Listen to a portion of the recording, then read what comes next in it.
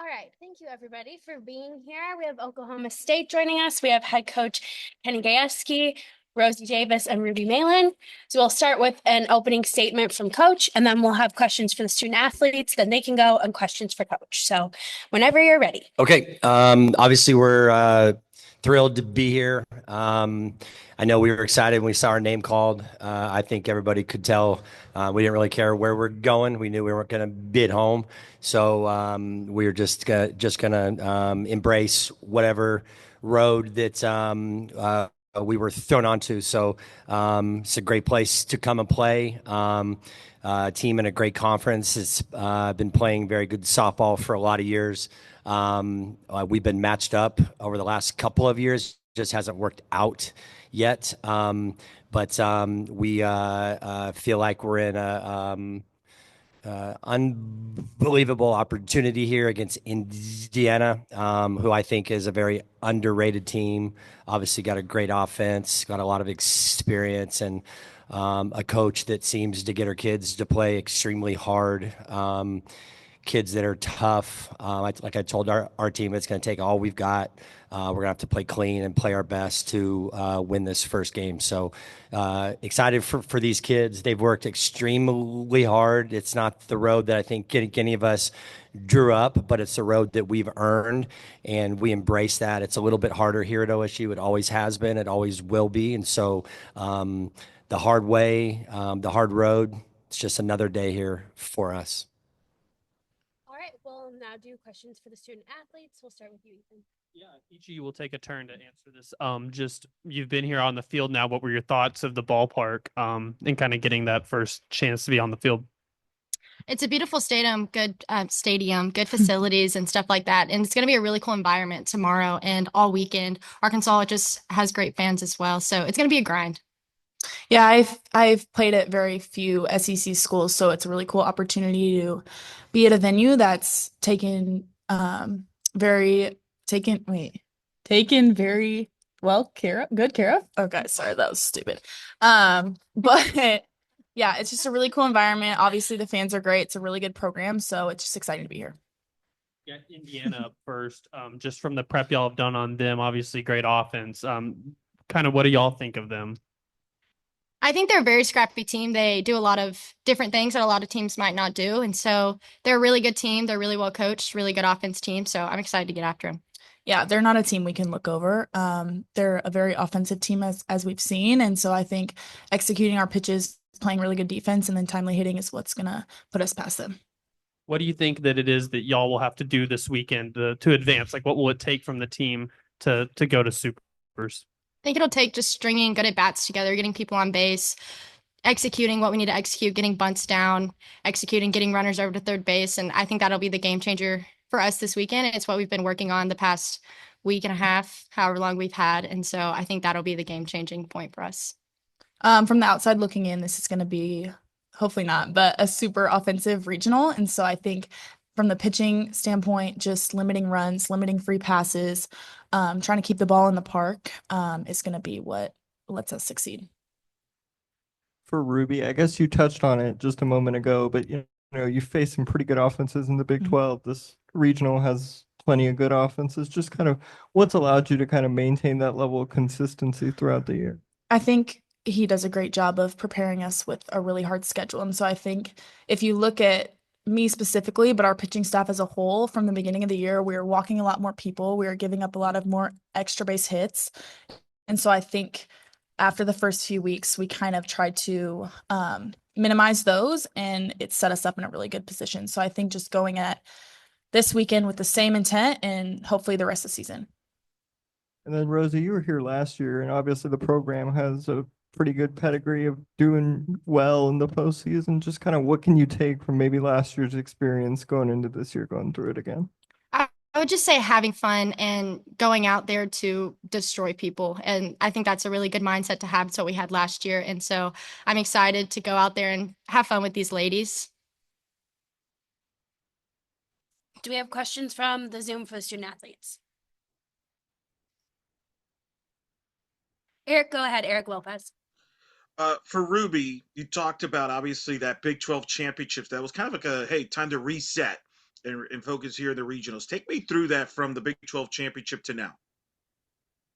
That game against Arizona State was not our best game. I think like I said back in that press conference, threw two pitches that I regret and wish I could have back, but I can't. And so getting back in the bullpen the next day, or I think I actually took a couple days off. They made me, but getting back on Monday and dialing in those pitches. And then obviously our offense wasn't what we wanted to be against a very talented, soon to be probably All-American. And so I think the hitters have done a really good job this week of preparing for what we're going to see this weekend. But I think having some time off and time to mentally and physically reset for us has been good. Eric Bailey. Guys, obviously, this time of year you play with a sense of urgency, but can you kind of define how important it is to be loose at this time of year? How do you guys get loose as a team and play loose and play free? I think it's just about going out there, and you have nothing to lose. All you can do is go out there and be the best you can be, and just control what you can control. And I think that's what helps me stay loose, and I'm sure that explains a lot of other people too. For me, it's just trusting the preparation that I've put in since I got here to Stillwater. And so just relying on that and using the pressure as a privilege and really using it to elevate my game. Thanks, guys. Good luck tomorrow. Thank you. Thank you. Any more questions for the student athletes? All right. Thank you, ladies. You're good to go. That was lit. All right. We'll now take questions for Coach. Ethan, go ahead. You look at Indiana, what's the key for y'all to get off to a good start to the regional tomorrow? Yeah, I think it's just limiting their opportunities, right? I still feel, I've always felt that good pitching beats good hitting when good pitching's on. So I think if we can get a good performance, like I told Ruby, we don't need her to be anything other than what she's been. Just be you, be the best you. If she's that, I think she'll limit them. I'm not sure. I think they can still score. I think they're a really good team, and but they just do some really cool stuff. Like I love the way that they play, and they put pressure on you. They can run. They have four or five kids that can steal some bags. They can bunt. They can have a little power. They just do a lot. So it'll be a chess match. I really do. I think it's going to be a tough day. I think it's a really good matchup against two good teams. Your players talked about the schedule that you put together and how they faced everybody already. I mean, even placed Arkansas in the fall in Tulsa. Yeah. Just from your perspective, what do you think that challenging schedule that you assembled has done for y'all now as you're getting ready for postseason? Yeah, I mean, it's prepared us for everything that this is about. Like, I never talk about winning a league championship. Maybe I should. Maybe that's why we play so poorly in the tournament. But I really don't care about the league. I want to play good enough that we can get ourselves in this spot to have a chance to win the final game. The only way you have that chance is to get through the regionals, the supers, and get to OKC. So the only way that I know to do that is to play a schedule that prepares you. And, we lost OU in Texas out of our league, which makes us even harder to schedule. So we did that by going to an Arizona State in the midweek, going to a Georgia, playing OU in front of 10,000 fans on a Wednesday night, or playing Texas at our house. Like, we don't back away. We'll play anybody at any time. I've always wanted to play Courtney Moore. It's just not in there what they want to do. So I understand that. But, so we'll play anybody because we understand that to be at the end, you got to get calloused, and you got to go play in these venues, and you got to be like where crowds aren't a big deal. And we have a lot of new kids here. I mean, we really do. We have a lot of transfers that are playing, and this is new to them. So I'm not totally surprised on how we performed. But this is a team that's getting better each day. And the best thing about it is I get most of them back. So like we're building, and we're not trying to win for 1 year. We're trying to have sustained success here. And I think we've proven that we can do that. So, like I said, we just want to go play and challenge ourselves. And we've lost a lot of close games. We've been in a lot of games, and we've learned a lot. And that's the key to this. Not losing, just learning, and putting ourselves in a great spot here to play a great team to start out with. We'll go to the back and then back up to Daniel. Raven Ray, News on 6 Tulsa. So, Coach, what did it kind of mean to have that 4-game win streak in the regular season going into the Big 12s and trying to make sure that things are clicking on the right level here in this actual games that matter? Well, it was awesome until we lost to Arizona State. I feel like we were really starting to do some good stuff, and then we ran into a buzzsaw with Brown. And so it's just kind of one of those things. It's just softball. It's round ball and a round bat. It's a tough game. And like I said, we feel good about where this team is. We don't do things the easiest way with this team. Just hasn't been our MO. I've had teams that it's been a lot easier. And this team has been a little bit harder, but it's been one of the funnest journeys without a doubt. Maybe because it's been so hard, and these kids just don't quit. I mean, they just keep coming back. They get knocked down, they just get up and go again. And I think as a coach, that's all we could ever ask for. And so, like I said, we're playing better. We're getting better each day. I truly believe that we have not played our best softball yet. I really, it's how I feel. And until the season ends, I'm going to say that because that's how I feel. This team is very capable of being a top 1 or 2 or 3 teams in the country. I think other people outside of us thought that as well. We just haven't quite got there yet. So now it's up to these guys to go do it. What kind of is it like to come to a neutral site for your first round for the first time in like 7 years? Does that kind of give some girls like Talon Edwards that's been here for a while just a sense of uneasiness maybe, or is it kind of a fresh start for this program? Yeah, I wouldn't call it uneasy. Like I've told them, we don't have anything that anybody wants. It's like a new year. We're not defending anything. I mean, we have had 5 like really good years in a row. That's about all we've got, to be honest. So like I told them, like the pressure's not on us. I mean, the pressure's on the home team. It always is. So like we're just gonna go play and not leave any meat on the bone at all. Like we're just gonna go eat it all and just take it all. And that's kind of been the mentality over the last week. Like the pressure's not on us, it's on others. So let's go have fun. Like I think we've played a lot of our year like there's pressure on us for some reason. I don't understand quite why. One day I'll figure it out, and I hope and can help the next team that we have that goes through this type of a thing. But like there's nothing for us to be worried about except going out there and just playing like we're 8.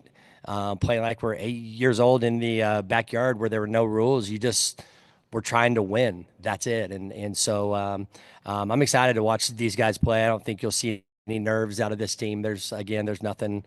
We're not defending anything. You defend the country, not a 5-year streak to OKC.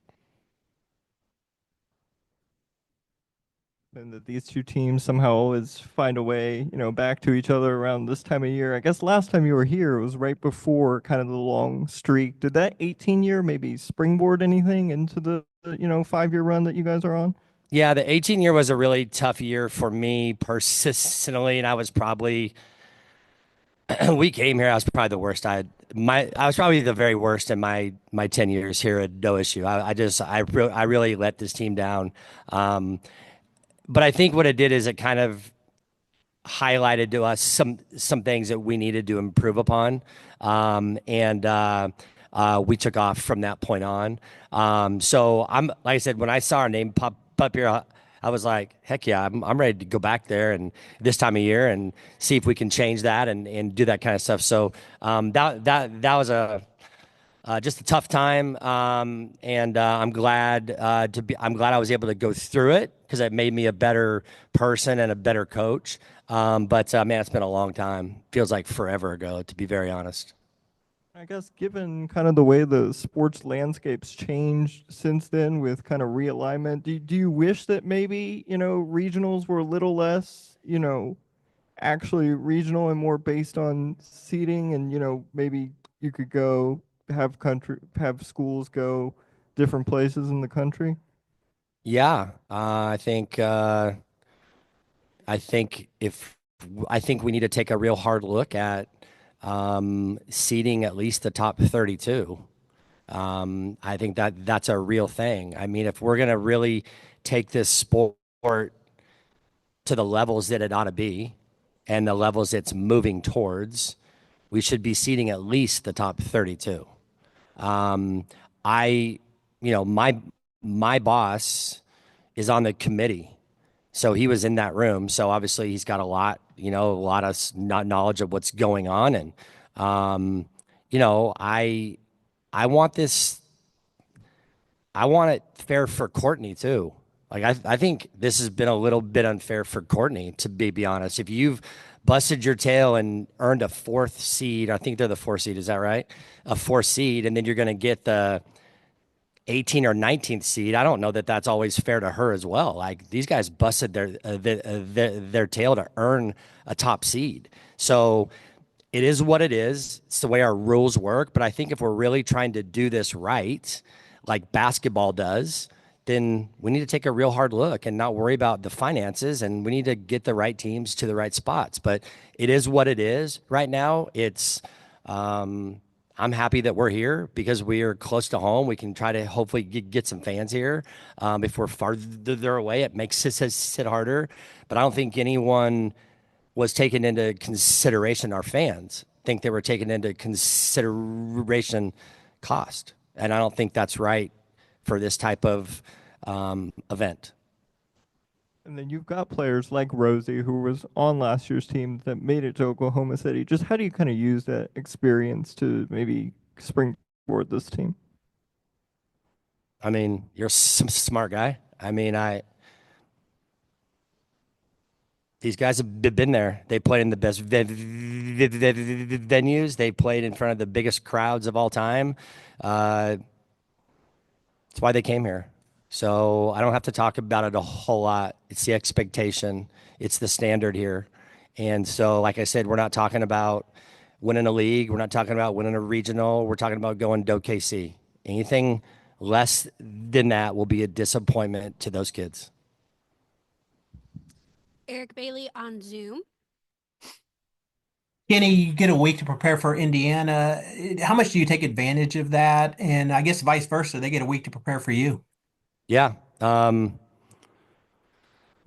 mean, we were at the lake with our team where we always go to watch. We went to a new place, but we were doing our normal retreat. And as soon as our name was called and we did the media stuff, our coaching staff was at our house and we watched 3 of their games. So, I mean, we started right then and just trying to learn them and figure out who they were.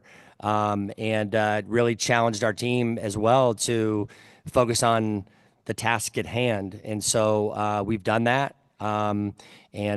Obviously, we're going up against a great staff. That's why they're here. We're just got to be the best us. I mean, we're still going to understand who they are, but we're still going to focus on what we do best. If we're the best us, we're pretty dang good.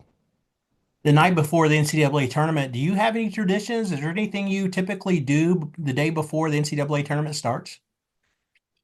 I'm going to go to McDonald's and get a McFlurry that's by the hotel, and it's the only ice cream that I can find. So I'm going to go get that, and then I'm going to go to bed. Wake up and do my normal deal. Like, I don't look at this as it's not a bigger day. It's not a more important day than anything else. We really take a lot of pride in every day doing the same thing and being who you are. You can't in my opinion, you can't flip a switch when the season comes. So if you're preparing every day or you're doing the same things on game day, I'm going to do the same thing. If I was at home, I'd get a workout in and maybe do some yard work and then get to the field, and the preparation's there. Like we told our kids, the hay's in the barn. It's time to eat. So we're just going to do what we do. Well, Logan played well against my team in a championship game last weekend, so congratulations to her. Just wanted to let Thank you you. know. She was pretty proud, and she told me that you came up to her as well. So that was kind of neat. Thank Well, you. good luck tomorrow, Kenny. Thank you. Eric Lopez on Zoom. Coach, good to talk to you again. I kind of want to piggyback about your 32 seeds because you've been in that situation. I mean, if you're hosting this year, there's a good chance you're getting Nebraska in your regional because of that. Has there been talks among the coaches about pushing for that, and this maybe pushing even more this offseason? I don't, you know, at the convention, I'm sure it'll come up. We're starting to kind of talk more as a large group, which is what it's gonna take to make our game the best it can be. I haven't heard a lot of. I don't know. I haven't heard a lot of complaining. I don't know if that's going on. I try not to get involved in that stuff, or I'm not trying to find it out. Nobody's come to me and said that people are complaining about stuff. So, but I just think it's been a talking point at our NFCA convention, who does an amazing job of trying to help us get ahead of things.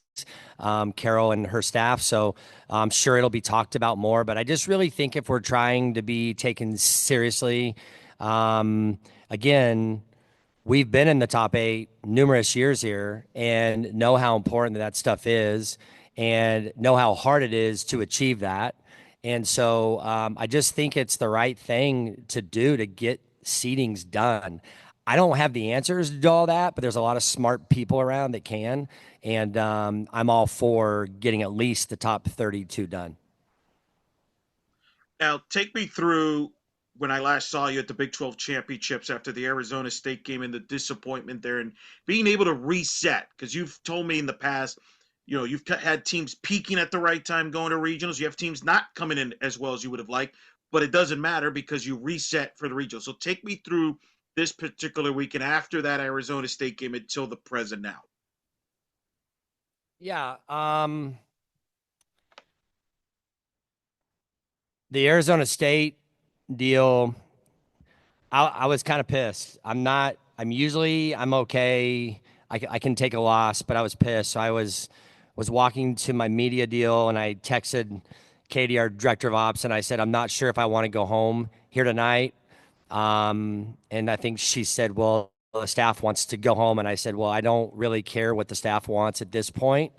I'm more importantly, I need to figure out what's best for our team. So I made the team stay in OKC. I made them go watch a game because I was hoping that it would be an embarrassing situation for us. And it was, to be very honest, to be sitting there watching Central Florida and Arizona play. Felt embarrassing to me, at least. I think a lot of people were wondering why we were out there, but we stayed there. We got up the next morning. We drove home. We practiced. We practiced extremely hard the next couple of days. We went to the lake, had an off day, got home from the lake, and got right back after it, really focused on the task at hand, the Hoosiers. And so that's what it's been. It's just been the normal day-to-day grind. It's been hard work.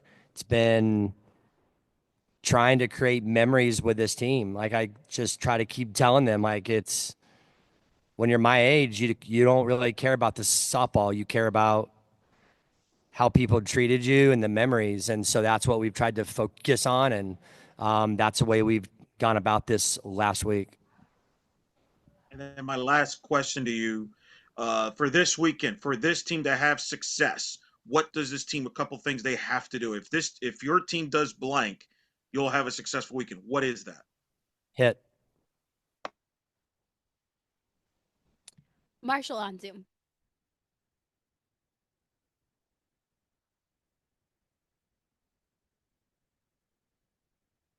Do we have any more questions from Zoom? Okay, sorry, I hit the wrong button. No, you're fine. Go ahead. Yeah, Kenny, the sentiment of you guys, of you saying you guys don't have anything that anybody else wants. You've said that before in the past. Do you find that an easier message to convey in a year where you guys aren't hosting, where you're going on the road?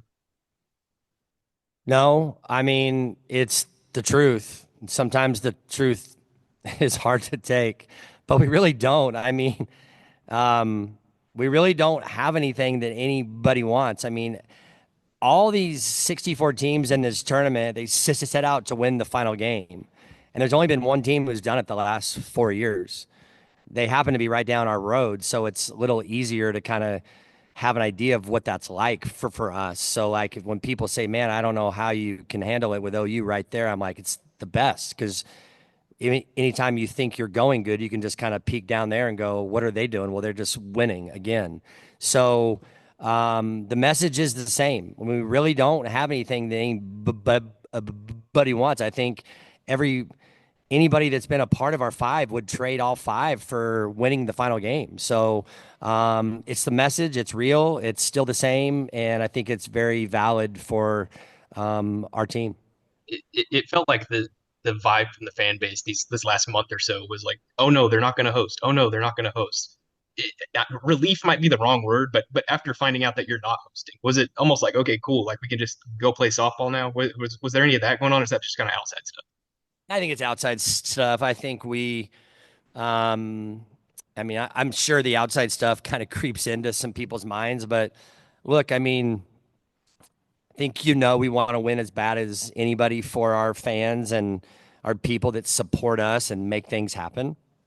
But I think that our fans that are fans of Oklahoma State, they're proud of this team. They've seen the fight. They watch our girls come out and do everything that they do. I think they're ecstatic for us. We're in the postseason for the 10th year in a row. We've earned it the hard way. And we've put ourselves in the spot to have a chance to win the final game, and that's getting into the tournament. So I'm not sure all the noise outside. I've heard people kind of make some comments about it. I'm not reading what any of you guys write, or I'm not going home to watch this or any others. So I'm going to kind of stay away from all of that stuff and just stay hyper focused on our team. Thanks, Kenny. Yes. Coach, thank you for the time. All right. Thanks.